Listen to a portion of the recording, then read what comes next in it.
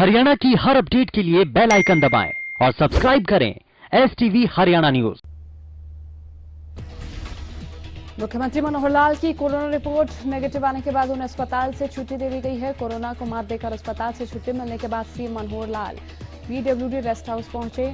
CM Manohar Lal की Covid report positive आने के बाद उन्हें 23 अगस्त को अस्पताल में आइसोलेट किया गया था। अब सीएम PWD रेस्ट हाउस में 2 दिन डॉक्टरों की निगरानी में रहेंगे। मेडिकल बुलेटिन में जानकारी देते हुए चिकित्सक अधीक्षक ने बताया कि वो पूरी तरह से स्वस्थ हैं। हरियाणा के कौशल विकास एवं औद्योगिक प्रशिक्षण मंत्री मूलचंद शर्मा ने चंडीगढ़ में अधिकारियों के साथ समीक्षा बैठक की। बैठक में कई मुद्दों को लेकर चर्चा की गई। साथ ही सरकार की ओर से ITI के माध्यम से विद्यार्थियों को दिए जाने वाले कौशल प्रशिक्षण पर भी बात की। बताया गया कि प्रणाली के तहत साल 2019 और 20 के दौरान 1300 से ज्यादा बच्चे लाभान्वित हुए हैं, जबकि 2020-21 के दौरान 276 DST यूनिट्स के माध्यम से 5500 से ज्यादा प्रशिक्षुओं के लाभान्वित होने की संभावना है। उन्होंने कहा कि इस प्रशिक्षण प्रणाली की उपयोगिता का अंदाजा इसी बात से लगाया जा सकता है कि इसके तहत प्रशिक्षण लेने वाले 422 प्रशिक्षुओं में से 242 को जॉब ऑफर हो चुके, जो कि प्रशिक्षण प्राप्त विद्यार्थियों का 58% है। और कहा कि इस बात के प्रयास किए जाएंगे कि भविष्य में सभी ट्रेड OJT में खोले जाएं।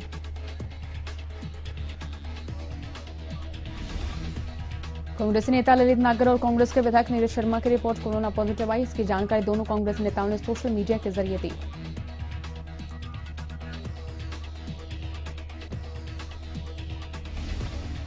हरियाणा में कोरोना की अब तक की सबसे बड़ी छलांग है। 24 घंटे में कोरोना के 2591 मामलों की पुष्टि हुई। साथ ही कोरोना से 25 लोगों ने अपनी जान गंवा दी है और प्रदेश में कोरोना का कुल आंकड़ा 86,000 के पार पहुंच चुका है। 86,000 से ज्यादा कोरोना मरीजों का आंकड़ा पहुंच गया है। 66,000 से ज्यादा मरीजों ने कोरोना को मात दी है, जबकि अभी तक 907 लोगों की कोरोना के चलते मौत हो चुकी है। साइबर सिटी गुरुग्राम में कोरोना के सबसे ज्यादा 309 नए मामले सामने आए। फरीदाबाद से 282, अंबाला से 225, पानीपत से 199, करनाल से 189, कुरुक्षेत्र में 180, पंचकूला से 174 और यमुनानगर से 130 नए मामले सामने आए हैं। सहकारिता मंत्री बनवारी लाल ने भिवानी में सहकारिता बैंक में जिले के अधिकारियों की बैठक ली और सहकारिता बैंक के कामकाज का जायजा लिया। बिजनेस रैंकिंग में हरियाणा के 16वें स्थान पर फिसलने को लेकर सहकारिता मंत्री बनवारी लाल ने कहा कि कोरोना से पूरी दुनिया प्रभावित है और अब कुछ भी हो सकता है।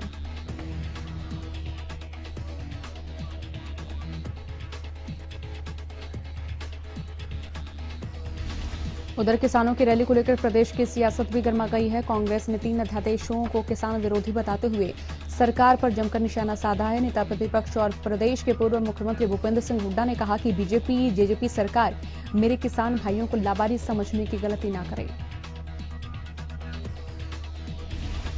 हुड्डा ने कहा कि पीपली रैली में जा रहे किसानों के साथ सरकार ने जो व्यवहार किया उसको बर्दाश्त नहीं किया जाएगा। लोकतंत्र में सरकार किसी को अपनी आवाज उठाने या कहीं जाने से रोक नहीं सकती। उन्होंने शुक्रवार को पीपली जाने का ऐलान भी किया था।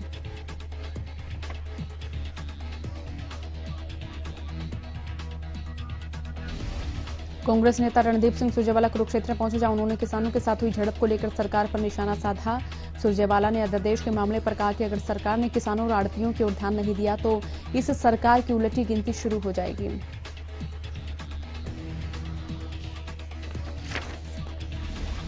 कांग्रेस प्रदेश अध्यक्ष कुमारी शैलजा ने किसानों के मुद्दे पर सरकार को घेरते हुए उसे किसान विरोधी बताया।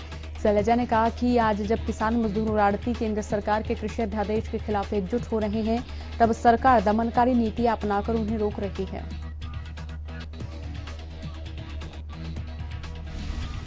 शैलजा ने कहा कि कांग्रेस प्रदेश के किसान, मजदूर और आड़तियों के साथ है और सरकार की नीतियों का हम जोरदार विरोध करेंगे। शैलजा ने कहा कि कृषि क्षेत्र देश की अर्थव्यवस्था का आधार है, लेकिन BJP की सरकार ने इस व्यवस्था पर बड़ा प्रहार किया।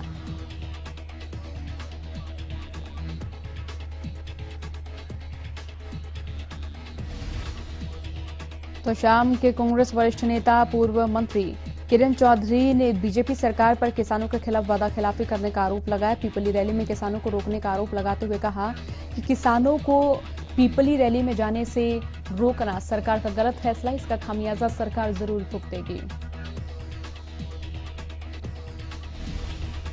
किरण चौधरी ने कहा कि जगह जगह पुलिस के नाके लगाकर किसानों को रोका गया, जो पूरी तरह से गलत है। किरण चौधरी ने कहा कि किसानों की आवाज बुलंद करना यह जरूरी है और रैली तक न पहुंचने देना लोकतंत्र को कुचलने के समान है। हर व्यक्ति को अपनी बात रखने का अधिकार है। किसान इस देश का अन्नदाता है और उनके साथ साथ इस तरह का खिलवाड़ नहीं करना चाहिए। बाडा पहुंची विधायक नैना चौटाला ने कहा कि बाडा डॉक्टर अजय सिंह चौटाला की कर्मभूमि है और जब तक दुष्यंत के हाथ में कलम है वो हल्के के लोगों को कोई कमी नहीं आने देंगी। और किसानों पर पुलिस लाठीचार्ज के बारे में पूछा गया तो विधायक ने बताया कि उन्हें पूरी न्यूज नहीं देखी है। अगर बेकसूर किसानों पर लाठीचार्ज हुआ है तो वो तो गलत है। कुरुक्षेत्र में किसानों पर हुए लाठीचार्ज पर भाकियू के प्रदेश अध्यक्ष का कहना है कि प्रशासन की जिद के चलते किसानों को लाठी डंडे सहने पड़े। गुरनाम सिंह ने कहा कि अगला आंदोलन इससे भी बड़ा होगा और वो आंदोलन कहीं पर भी हो सकता है, इसका खुलासा बाद में किया जाएगा।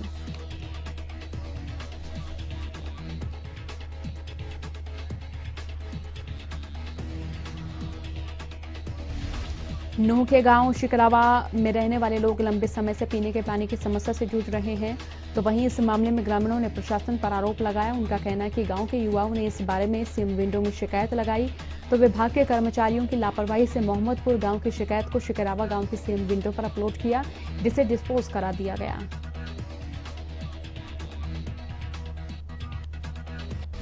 विभाग की इस लापरवाही से गांव के लोगों में विभाग के खिलाफ खासी नाराजगी है, जिसके विरोध में गांव के युवाओं ने बूस्टिंग स्टेशन पहुंचकर इस मामले में विरोध जताया। इस सबको भ्रष्टाचार से जोड़कर देखा जा रहा है। शिकरावा जनहित कमेटी को शक है कि बूस्टिंग स्टेशन को अब गांव के ट्रांसफार्मर से चालू दिखाकर उस वक्त के कर्मचारियों ने ट्रांसफर का गबन किया होगा और इस मामले में गहराई से जांच की जा रही है।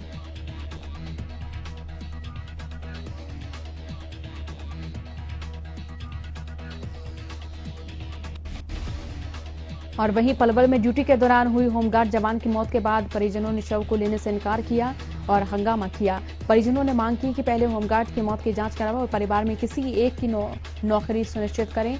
आपको बता दें कि राकेश पिछले कई सालों से होमगार्ड की नौकरी कर रहा था। उसकी ड्यूटी नेशनल हाईवे के समीप चेकपोस्ट पर लगी हुई थी।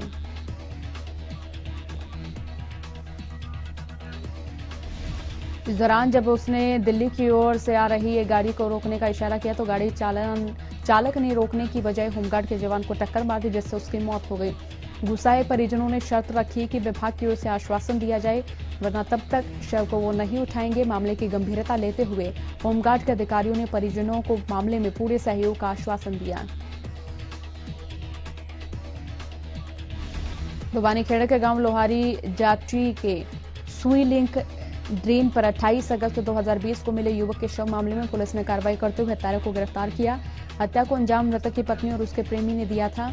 थाना प्रभारी ने बताया कि शव मिलने के बाद पूछताछ के मकसद से मृतक की पत्नी को हिरासत में लिया गया था। मृतक की पत्नी ने पूछताछ में बताया कि वो शराब पीने का आदी था। उसकी इस आदत से उसकी पत्नी परेशान थी, जिसके बाद पत्नी ने अपने प्रेमी के साथ मिलकर इस वारदात को अंजाम दिया।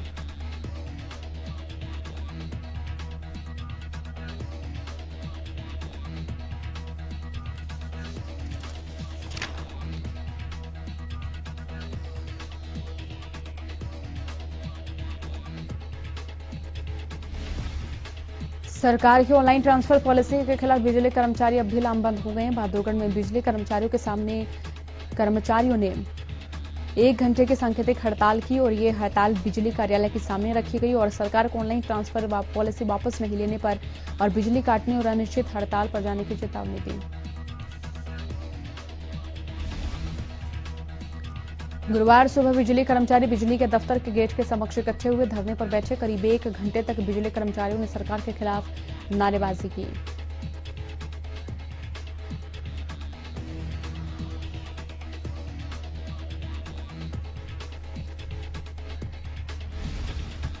रतला में 26 गांवों को नगर निगम में शामिल करने का विरोध शुरू हो गया। गांव के सरपंचों की ओर से विरोध प्रदर्शन के बाद विधायक को ज्ञापन सौंपा गया। साथ सरपंचों और पंचों ने मांग की कि इन गांवों को नगर निगम में शामिल नहीं किया जाए।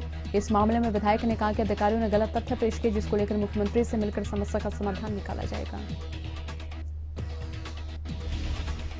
उन्होंने कहा कि विधायक नीरज शर्मा और विधायक राजेश शर्मा को साथ लेकर मुख्यमंत्री से मिलकर इस बात के लिए गुहार लगाएंगे कि इन गांवों को नगर निगम में शामिल नहीं किया जाना चाहिए, क्योंकि ये निर्णय ग्रामीणों और गांव के पक्ष में नहीं है।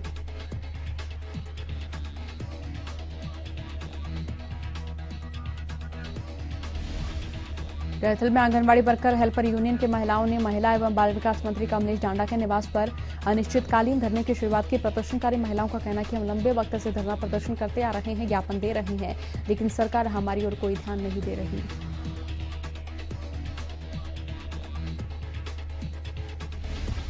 रेवाड़ी में 2 कॉलोनियों के निवासियों ने एकजुट होकर कॉलोनी में लगने वाले मोबाइल टावर का कड़ा विरोध किया।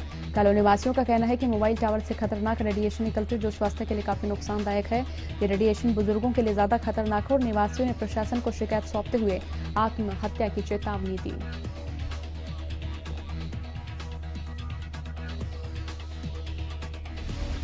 तो वहीं स्थानीय निवासियों का कहना है कि अगर इसके बावजूद भी मोबाइल टावर लगाए गए तो उन्हें मजबूरन आत्महत्या करनी होगी, जिसकी जिम्मेदारी सिर्फ और सिर्फ प्रशासन की होगी। इस मामले में आदर्श नगर और लक्ष्मी नगर के रहवासियों ने सचिवालय पहुंचकर जिला उपायुक्त को ज्ञापन सौंपा।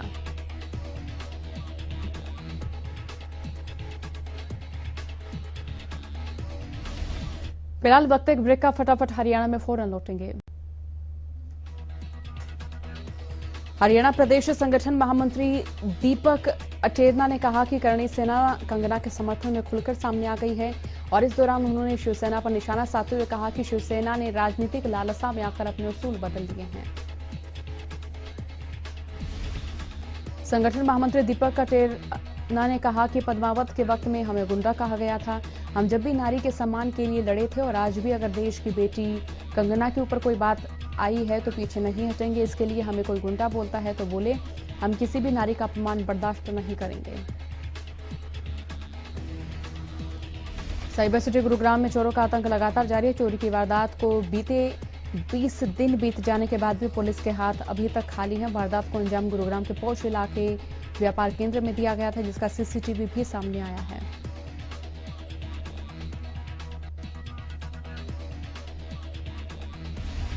चोर दिन दहाड़े कार का शीशा तोड़कर लाखों का सामान लेकर फरार हो गए। बताया जा रहा है कि इन सामानों में लैपटॉप, कैमरा, कार्ड, कैश और दूसरा भी कुछ सामान शामिल था। पीड़ित ने गुहार लगाई है कि जल्द ही उन्हें न्याय मिले।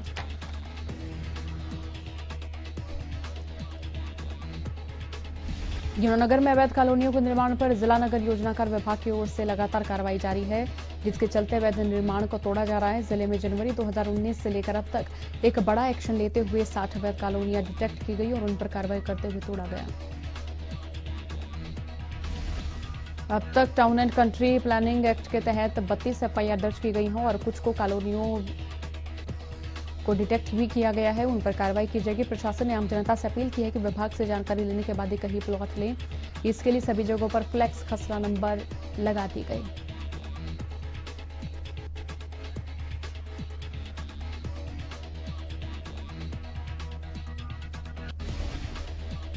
अंबाला हरियाणा रोडवेज ने 60 बसें अलग अलग मार्गों पर चलाने की तैयारी की। इंटरस्टेट बस सेवा शुरू होने पर इन बसों की संख्या 100 तक पहुंच गई। अब जहां रोडवेज को राजस्व का फायदा होगा, वहीं यात्रियों को भी ज्यादा बसों की सुविधा का लाभ मिल सकेगा। अंबाला कैंट बस अड्डा इंचार्ज बलजिंदर सिंह ने बताया कि बसें बंद होने से जहां रोडवेज की कमाई पर रोक लग गई थी, तो वहीं यात्रियों को भी आने जाने में भारी परेशानियों का सामना करना पड़ रहा था।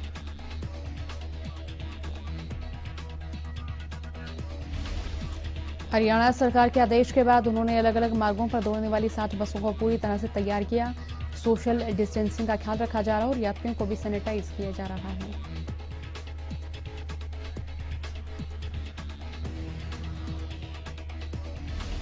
केंद्रीय क्षेत्रीय योजना से मेवात के किसानों की आय दोगुनी करने की योजना पर नूह प्रशासन ने काम शुरू किया। जिले में किसानों के 44 एफपीओ बनाए जाएंगे। जिला बागवानी अधिकारी दीन मोहम्मद ने बताया कि केंद्र सरकार ने हाल ही में केंद्रीय क्षेत्रीय योजना शुरू की, जिसमें सरकार ने करीब 1 लाख करोड़ का बजट भी दिया। तो वहीं जिला बागवानी अधिकारी ने बताया कि इस योजना के तहत जिले में किसानों के किसान उत्पादक संगठन यानी एफपीओ बनाए जा रहे हैं। एक एफपीओ में ज्यादा से ज्यादा 300 किसानों को शामिल किया जा सकता है। संगठन का मकसद है कि किसानों को उनके फसल का उचित दाम मिले और उपभोक्ताओं को फायदा मिले। कोई भी छोटा बड़ा किसान एफपीओ का सदस्य बन सकता है।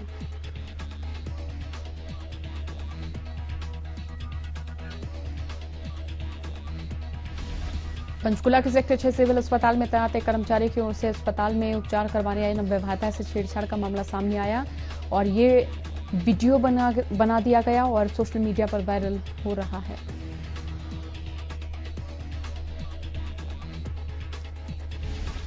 महिला का आरोप है कि पंचकुला सेक्टर 6 अस्पताल में वो अपना उपचार कराने आई थी। लिफ्ट में अस्पताल के कर्मचारी ने उसके साथ छेड़छाड़ की और अभद्र भाषा का इस्तेमाल किया। फिलहाल इस मामले में अभी पीड़ित महिला ने अस्पताल प्रशासन को शिकायत नहीं दी है, लेकिन पीड़ित महिला अस्पताल के कर्मचारी द्वारा उसके साथ छेड़छाड़ करने का आरोप जरूर लगा रही है। प्रदेश में दिन ब दिन बदमाशों के हौसले बुलंद होते जा रहे हैं। ताजा मामला रेवाड़ी से सामने आया, जहां एक प्रॉपर्टी डीलर से बदमाशों ने मारपीट कर 1.5 करोड़ की रंगदारी की मांग की। पीड़ित की शिकायत पर पुलिस ने सतर्कता दिखाते हुए 3 आरोपियों को गिरफ्तार किया, जिसके बाद आरोपियों का कोविड टेस्ट कराने के बाद उन्हें कोर्ट में पेश किया गया।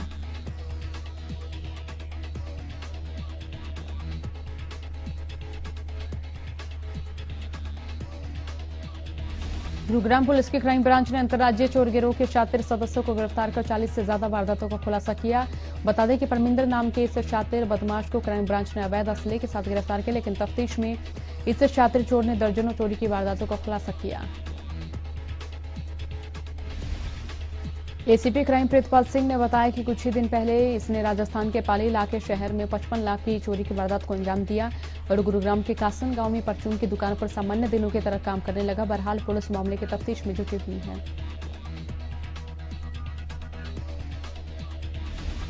पानीपत के गांव नामुंडा में एक शख्स की बेरहमी से हत्या कर दी गई। बता दें कि नामुंडा गांव की एक युवती अपने प्रेमी के साथ फरार होने की योजना बना रही थी, जिसके बाद उसके भाई ने उसका पीछा किया तो प्रेमिका के प्रेमी और उसके दोस्तों ने प्रेमिका के भाई की बेरहमी से पिटाई कर दी। मारपीट के बाद प्रेमी का भाई घंटों तक सड़क पर पड़ा रहा।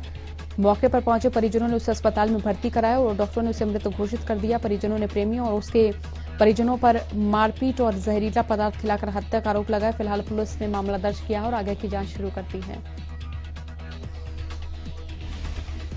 फटाफट हरियाणा में फिलहाल के लिए इतना ही। बने रहिए हरियाणा न्यूज के साथ। नमस्कार।